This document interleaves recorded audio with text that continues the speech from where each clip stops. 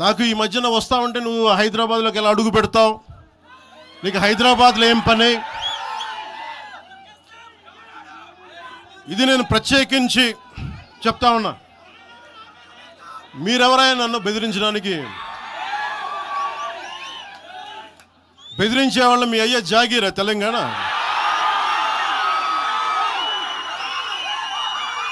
నా మీద దాడులు చేస్తా ఉన్నారు కదా.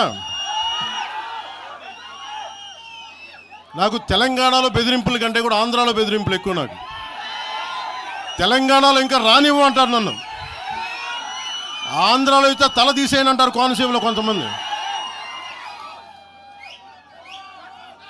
నేను ఓడిపోయినప్పుడు 2019లో ఓడిపోయినప్పుడు మన తెలంగాణ నాయకులు ఒకరే చెప్పారు, అన్నా మా తెలంగాణలో ఉంటే నీకు పరిస్థితి రానిచ్చేవాళ్ళం కాదని చెప్పి.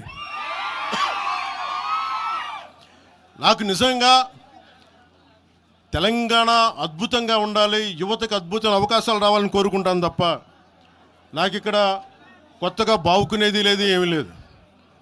బెదిరించే వాళ్ళందరికీ ఒకటే చెప్తున్నా, నా ఇంటి ముందు ఎందుకు పెట్టారంటే ఎవరన్నా దాడి చేయాలంటే సంతోషంగా ఇదే నా ఇంటి అడ్రస్, అది మీకు తెలియదు.